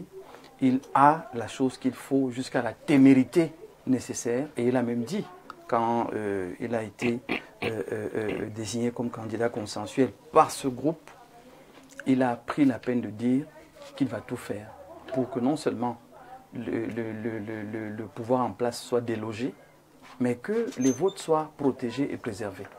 Aujourd'hui, il ne faut pas qu'on se trompe de combat. Nous disons aux Camerounais, vous connaissez l'état du pays, vous connaissez la situation actuelle, vous savez que cette gouvernance actuelle est arrivée à ses limites, mais vraiment sans haine ou méchanceté particulière, il est de bon ton de dire c'était bien. Vous avez fait ce que vous avez fait, c'est bon, laissez les autres prendre. Qui prend? C'est le peuple qui décide. Mais quand le peuple décide, il faut qu'il voit des personnes capables de l'accompagner, capables de l'assister. Nous, on dit au FSNC, c'est un mandat. Un mandat parce qu'on veut passer. Et il faut que les choses changent. Et pour que les choses changent, il faut qu'on s'asseye et qu'on se parle. On dit au FSNC, deuxième point, on n'est pas là pour avoir un roi, mais c'est un chef qui encadre les autres chefs pour que le peuple soit bien. Donc la main va rester tendue même après le 12. Parce qu'on doit continuer à travailler ensemble pour le bien du Cameroun. Il faudrait que les Camerounais comprennent bien que la question politique n'est pas une question de haine ou de méchanceté ou d'invective. La question politique est une question de vie, de bien-être des citoyens. Et c'est ça que les Camerounais doivent regarder. Qu'ils se mettent donc au-dessus des clivages qui peuvent être apparents et qu'ils retiennent très bien que, puisqu'ils sollicitent que M. Issa Chiroma Bakary et M. Belouba se mettent ensemble, nous l'avons entendu. Les deux l'ont entendu. Les deux se sont rencontrés. Et vous savez, on sait qui on a en face. N'attendez pas qu'ils viennent vous dire rapidement ce qu'ils ont conclu de faire parce qu'on sait ce que les gens de majesté sont capables de faire. Même à la dernière minute, ces deux personnalités vont vous dire ce qu'elles ont résolu de faire. Pour le moment, le seul problème des Camerounais, c'est la gouvernance. Et pour que ce problème soit résolu, il faut que les Camerounais soient conscients que c'est eux qui ont le pouvoir. Et c'est eux qui peuvent changer les choses. Nous disons donc au FSNC que ce jour-là, c'est un jour de jeûne et de prière. Vous ne mangez pas ni le pain sardine, vous ne buvez pas ni le Fanta ni le top. Vous êtes à jeûne. Vous venez jeûner, vous votez, vous surveillez votre vote jusqu'à la fin, vous filmez les PV. Et vous renvoyez. Okay. C'est ça un peuple responsable. C'est eux qui ont le pouvoir. Et c'est eux qui vont définir qui va être le prochain président et qui va les amener au Nirvana parce que le Cameroun, oui, a tous les moyens pour atteindre les sommités et a toutes les intelligences pour le faire. Merci. Alors, du côté du PURS, on pense également que c'est M. Matomba qui est l'homme de la situation. Sinon, comment choisir ce candidat consensuel? Alors, nous pensons qu'effectivement, pardon, la question de la candidature unique doit d'abord être une affaire de projet et de programme, soutenue par une certaine vision. Et la vision que nous soutenons justement au niveau du PURS tient sur 3 piliers. L'identité camerounaise par sa culture, l'unité nationale et enfin la souveraineté. Souveraineté parce que nous pensons que depuis 1960, nous pensons que le Cameroun n'est pas véritablement indépendant et qu'il est important pour nous de véritablement conquérir notre indépendance pour pouvoir décider de nous-mêmes ce que nous voulons faire de notre destin. Cela étant donc dit, nous sommes donc prêts, effectivement, Serge Matomba est prêt à céder la place à celui qui aura cette vision et ce projet pour la souveraineté du Cameroun, parce qu'il s'agit de libérer le Cameroun d'un système. Et ce système-là est encore incarné par certains pontes du régime qui sont, pour certains, encore candidats à l'élection présidentielle. Donc pour nous, il ne s'agit pas simplement de combattre Paul Biya. Paul Biya, j'ai envie de dire, c'est le cadet des soucis. Mais on est face à un système, on est face à un système france-africain qu'il faut combattre pour remettre le Cameroun dans sa souveraineté et pouvoir décider de quel est son avenir. Ce n'est donc pas une affaire de 2 jours ou de 3 jours. C'est ça. C'est une affaire de longue haleine. Quelle est la vision qu'on a à long terme? Quel est le programme, quel est le projet qu'on a pour la société camerounaise à long terme en partant de cette réalité qu'il faut connaître et qu'il faut donc appréhender de la meilleure des façons pour qu'effectivement, au soir du 12 octobre, que le choix soit fait sur la personne qui apportera la souveraineté et pourra libérer le Cameroun à travers cette rupture totale avec le système et tous ceux qui contribuent à maintenir ce système en place. Là est la véritable question. Donc pour nous, la question de la coalition, vraiment, ça doit d'abord tourner autour de cette vision-là. Cette vision qui doit amener le Cameroun à véritablement se projeter dans son avenir sans fioriture, sans, j'ai envie de dire, sans langue de bois. Parce qu'il faut le préciser, nous ne sommes pas libres.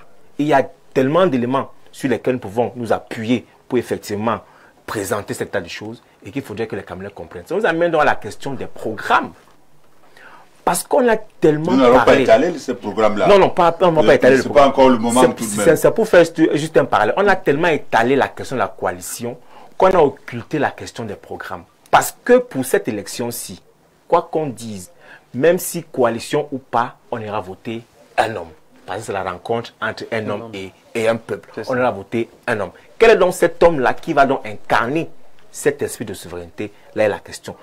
Pour dire que la question donc des programmes est suffisamment occultée parce qu'on ne permet pas aux Camerounais de véritablement rentrer en profondeur dans ces différents programmes de société des candidats pour que chaque Camerounais se fasse une opinion et puisse véritablement décider de quelle orientation il veut pour le Cameroun de demain et pourra donc faire son choix en conséquence. Donc, c'est aussi un appel, n'est-ce pas, aux journalistes à ouvrir les débats sur ces questions-là et peut-être les questions sur la coalition vont être léguées au deuxième plan pour véritablement démontrer que il y a également la responsabilité des populations. Ce sera les programmes, la connaissance des programmes et le choix qui sera fait en conséquence. Ok. Il faut dire, il y a beaucoup de réactions là. Nous allons quand même revenir sur quelqu'un qui est quand même bien connu de la scène politique au Cameroun. Il a d'ailleurs envoyé un premier sujet là. Il envoie encore un autre. Il dit, Asigana, je vais enlever le premier mot là, militant du SDF, déclare la dynamique de la coalition comme étant une distraction. A-t-il consulté les résultats de son parti lors de la dernière élection présidentielle de 2018? Aller en solo face au régime ADP-CBA et refuser toute idée de coalition est une illusion, un fantasme. La somme des forces en un front commun donne plus de chances pour atteindre l'objectif politique si impérieux, renverser le pouvoir dans les urnes. Et également bien d'autres. Alors, nous allons vraiment parler maintenant de la question, le thème en profondeur. Alors, doit-on s'appuyer sur une personne qui doit choisir qui pour être candidat, ou alors qui est ce véritable acteur pour, n'est-ce pas, choisir ce candidat? Pourquoi ça coince? Je vais commencer avec vous, Alphonse Atebandoumou. Pourquoi ça coince? Pourquoi est-ce que vous estimez qu'il n'y aura même pas de candidat de la coalition? Parce que les Camerounais sont déjà prononcés en faveur de Paul Biya. C'est terminé. Les Camerounais sont prononcés en faveur de Paul Biya et vont le confirmer le 12 octobre. Voilà. Je n'ai pas davantage à dire. Oui. Raison pour laquelle il n'y aura pas de coalition. Bon, le reste ne nous concerne pas. Les Camerounais ont pris fait et cause pour Paul Biya qu'ils connaissent, dont ils maîtrisent le magistère, dont ils connaissent le bilan, ils connaissent les états de service. Ils vont pas aller sur les gens qui tâtonnent, sur des projets pêchés sur la comète, voyez-vous. Ok. Terminé. Ok. Alors, M. Asigana, qui doit donc faire, qui peut être le faiseur de roi? Tout à l'heure, en lisant le communiqué de M. Mengue, vous estimez que non, peut-être ce communiqué-là, ou alors en lisant, n'est-ce pas, le SMS de M. Mengue, vous estimez que non, il est hors sujet et qu'il ne revient pas à un individu. Nous avons quand même certaines personnes de la classe politique camerounaise qui se sont assises et qui ont estimé qu'ils peuvent faire de cette personne, Issa Chiroma Bakari, comme candidat de leur coalition. Alors, sur quoi reposent, n'est-ce pas, les bases, n'est-ce pas, d'une coalition? Je vais quand même permettre à M. Mengue que je parle de lui. Je dis qu'il n'a même pas ouvert la bouche parce que son parti n'a pas été capable de présenter un candidat. Et quand on n'a pas été capable de présenter un candidat, on se met à côté. D'ailleurs, Moulinex leur a dit d'aller pleurer dans la chambre. Donc, ce qu'il est en train de faire ne nous intéresse pas. Ça, c'est la première chose. La deuxième chose, quand vous êtes candidat, c'est que vous avez un projet. Et au SDF, on dit power. Power to the people. Et on demande, who has the power? Il dit, we have the power. Who is the people? We are the people. Who has the power? We the people, we have the power. Ça veut dire que c'est le peuple qui a le power. C'est pas si vous êtes une coalition, vous avez un candidat unique, toute personne qui va venir, même si, et ça je peux vous le garantir, il n'y aura plus quelqu'un qui a 50% à ces élections. 50% et plus, ce sera à la proportionnelle. Ça veut dire que celui qui gagne, il aura même peut-être 29 ou puisqu'il y a plusieurs candidats aujourd'hui et qui sont sérieux. Et je vous dis que nous sommes sûrs que nous serons ceux qui seront les premiers, c'est-à-dire en tête. Un petit peu comme dans les mairies, quand celui qui est en tête, celui qui prend, même s'il a 20%, si les autres sont à 12% ou à 13% ou à 14%, celui qui a 20-25%, il est président. Et je suis en train de vous dire... C'est une élection à un tour. C'est une élection à un tour, justement. C'est pour ça que... Raison pour laquelle vous estimez que, comme il y a plusieurs candidats... Nous serons les premiers. Donc il n'y a aucun candidat qui sort du lot. Qui peut avoir un peu plus de 50%. Il n'y a aucun candidat. Leur candidat, qui est notre véritable, parce que eux, nous sommes des concurrents, leur véritable candidat, d'abord, il habite où? 70%. Il habite où? Là n'est pas le débat. Mais c'est ça. Mais c'est ça. Parce que je suis en train d'expliquer que quand quelqu'un te dit qu'il n'y a rien là, nous on est sûr, il est d'abord où? Il est où? Où est son bilan? Non, on nous dit seulement qu'il est là. Alors, il est oui, où? vous avez répondu à Willy Mengue. Maintenant, comment faire pour avoir une candidature unique? Nous, ça on a répondu. Nous, ça ne nous intéresse pas. Nous, on a un projet. Et quand j'ai dit we the people, we have the power, c'est chaque électeur, quand il va aller, il nous écoute comme nous sommes à la télé, ici, là, ou à la radio, partout où chacun va présenter son candidat. Il va observer, il va regarder, il va dire celui-là, il n'est pas sérieux, son projet n'est pas sérieux. Et il va choisir, il dit que bon, celui-ci, il est sérieux. Et il y en a 8 millions.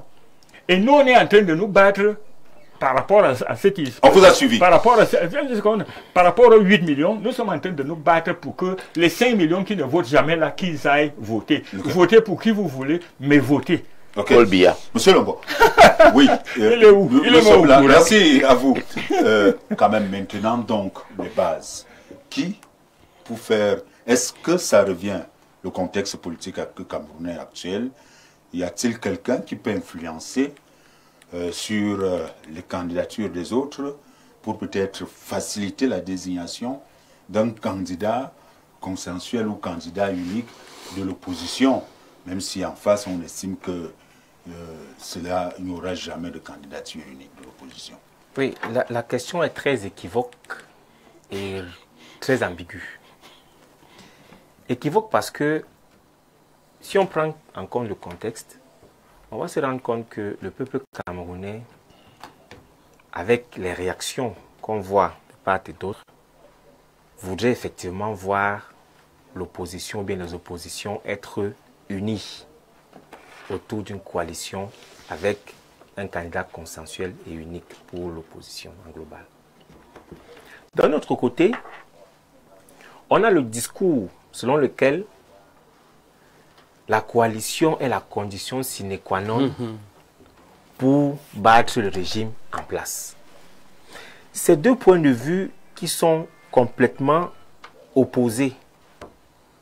Mais on pense qu'effectivement, l'ambiguïté justement réside au fait que c'est les mêmes castes de personnes qui pensent la même chose.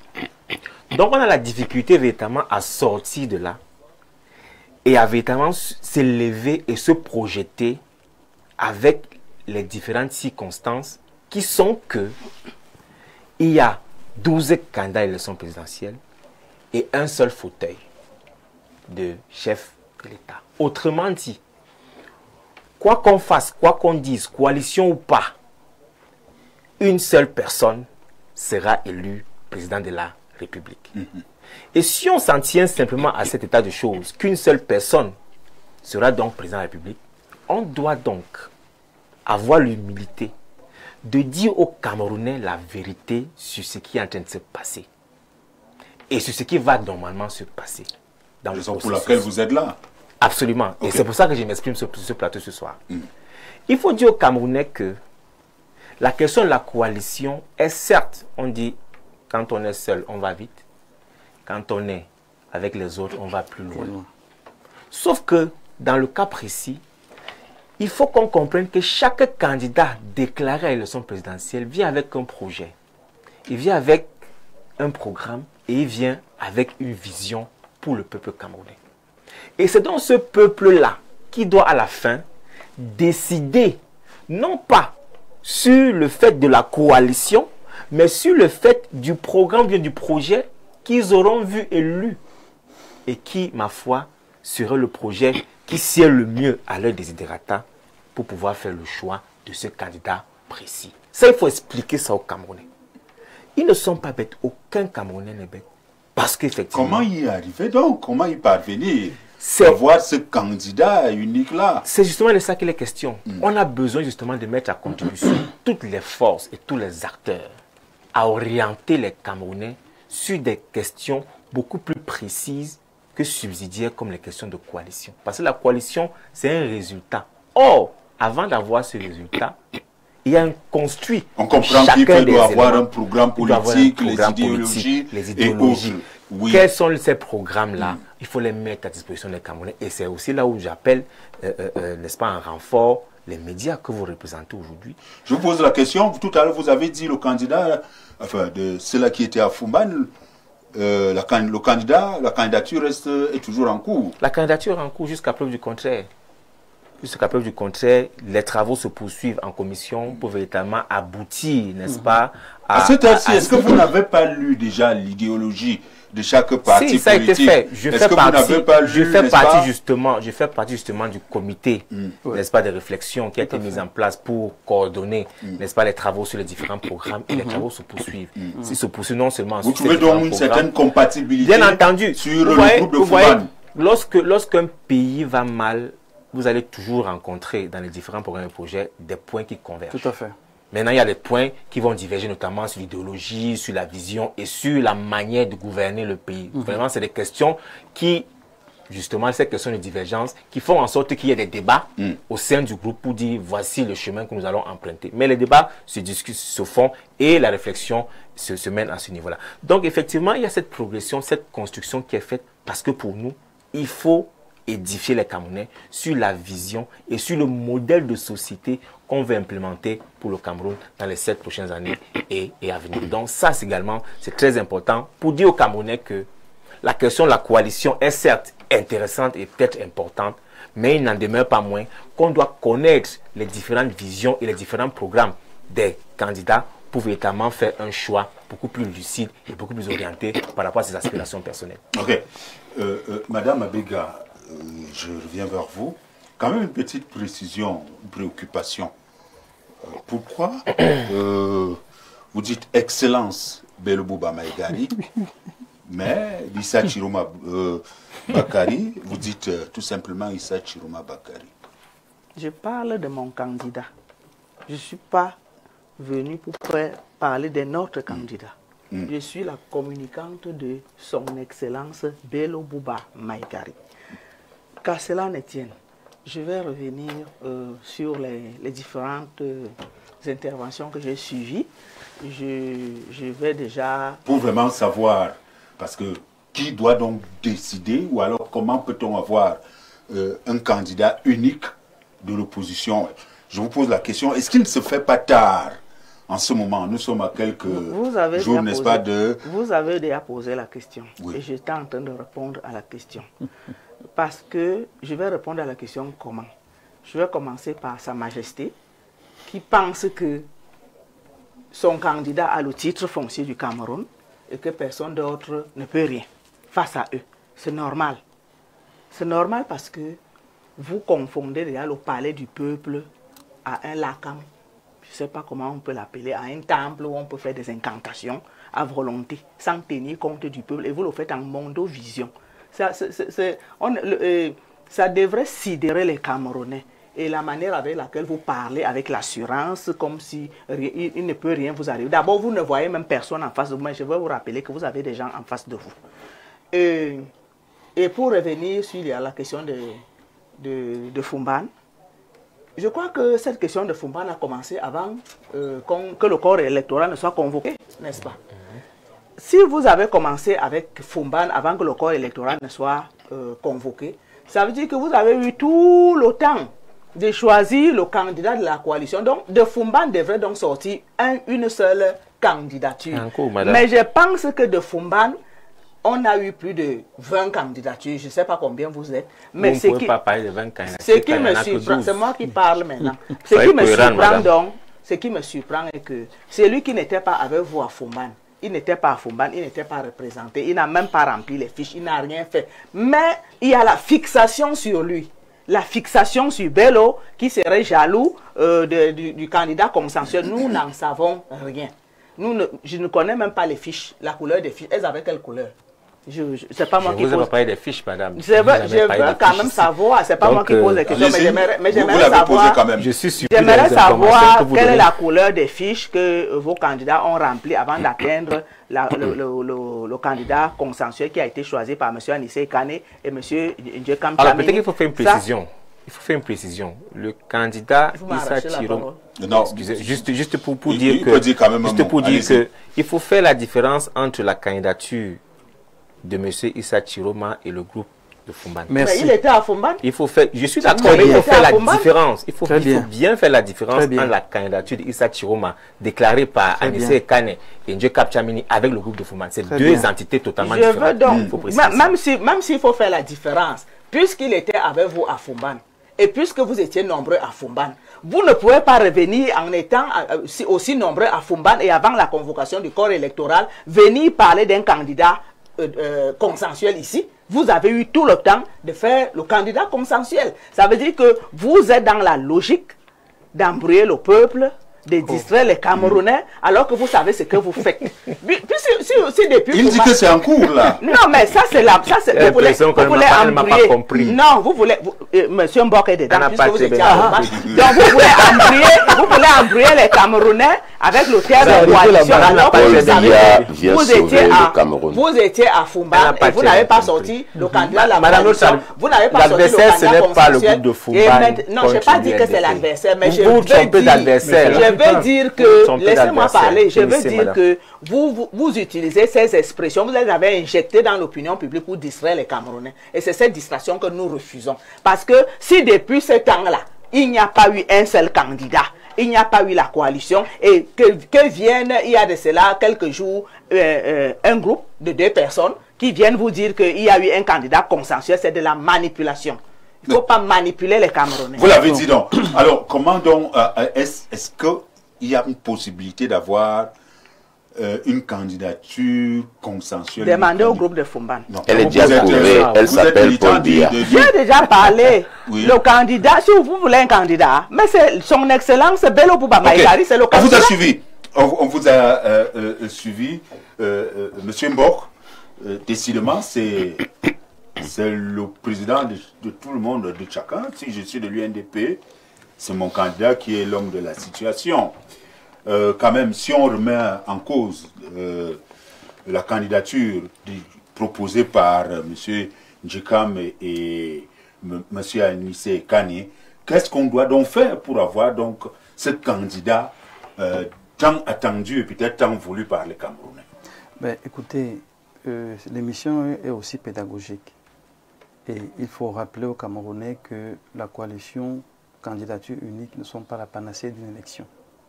Une élection, quand les candidats sont retenus, tous peuvent aller, c'est leur droit. Si aujourd'hui, il ne sort pas une coalition, aucun opposant n'aura péché. C'est que c'est un souhait des Camerounais, seulement il y a des cadres qui ne permettent pas que ça se passe. Il faut que les Camerounais soient préparés à ça. Maintenant, de l'autre côté, il y a des indicateurs qu'il faut prendre en compte pour sortir un homme qui ferait la différence. Un, on l'a dit sur ce plateau, c'est un homme qui va à la rencontre d'un peuple. Un, la mobilisation. Et c'est là que j'appelle tous ceux qui sont en face, en fait, nous de l'opposition, à être raisonnables. Il faut qu'on se regarde dans nos pré-campagnes et dans nos campagnes.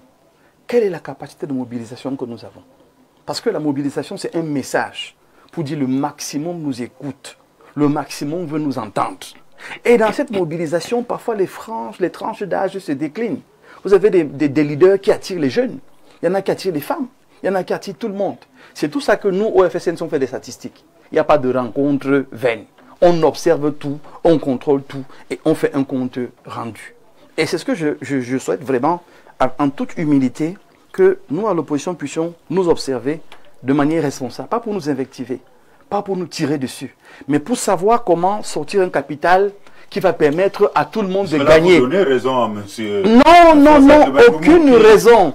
Vous observez un spectateur et puis mais vous savez, rien ne peut donner là. Non, ce que vous dites les arrange. Non, mais la vérité, c'est un fait. Écoutez, non, la vérité est que c'est pas nous qui votons seulement. c'est les populations qui votent. Ils connaissent leurs limites. Ils connaissent, on n'a plus rien à leur expliquer. Je ne vais pas m'étendre là-dessus. Je dis simplement que, et je veux parler à nous, des partis d'opposition, rappeler à madame qu'il n'y a aucune fixation sur le candidat Bello Bouba. Il n'y a aucune fixation sur lui. 2, un groupe de la société civile peut décider de donner un avis sur une question. Ça ne veut pas dire que c'est le seul avis qui compte, parce qu'il peut y avoir d'autres avis. Il faut prendre ça et continuer. La suite, je parlais de la capacité à mobiliser. Il faut prendre ça comme un élément en compte. Le deuxième volet, c'est la permanence dans la communication sur le terrain. Et on voit que pratiquement tous les 11 le font bien. Ils sont sur le terrain, ils échangent avec les populations. Ça montre, et là je rejoins madame, que ceux du RDPC pensent qu'il n'y a pas de gens en face. Il y a bien des gens en face. Et nous sommes tous préparés à faire ce travail et bien travailler pour le Cameroun.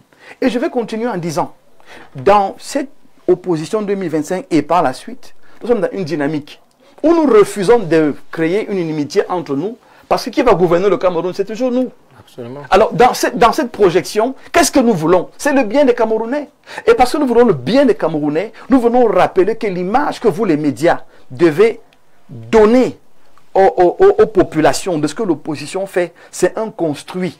Vous savez, quand le RDPC parle de lui, il dit que non, le Cameroun c'est un jeune État, il faut comprendre qu'il peut avoir des failles. L'opposition aussi c'est une jeune opposition, qui peut avoir des manquements, qui peut avoir des absences, mais qui est sérieuse et qui se construit avec vérité. Merci. Donc observons-nous, regardons ce qu'il y a lieu de faire, et je dis que nous n'avons pas l'obligation de vous donner toutes nos stratégies à Mondo Vision. Attendez le 12, nous travaillons tous. Le monsieur du SIF l'a dit, ils sont des scrutateurs. Si vous allez au PURS, ils ont même lancé tout un projet au PURS pour pouvoir amener à financer ce volet-là. Au FSNC, nous faisons un travail extraordinaire. Et les autres également font le travail. L'opposition camerounaise grandit en maturité, en responsabilité. Et le 12, on va se retrouver. Merci bien. Bonsoir, vos panélistes sont décevants. Ils ne sont... Bon, ça c'est pas à vous de le dire. Dans le cas de l'espèce, le changement ne se fait pas sur un programme de parti politique. Il s'adosse sur une plateforme, une entente sur un programme de transition qui mettra le jeu politique à plat pour préparer une nouvelle élection présidentielle. Ceci pour un changement en douceur, sans chasse et autres. Merci à vous, bonsoir à vous et votre panel. En tant que jeune Camerounais, ces deux ministres démissionnaires, on ne peut pas les voter le 12 octobre. C'est nous-mêmes qui allions choisir notre candidat ce jour-là.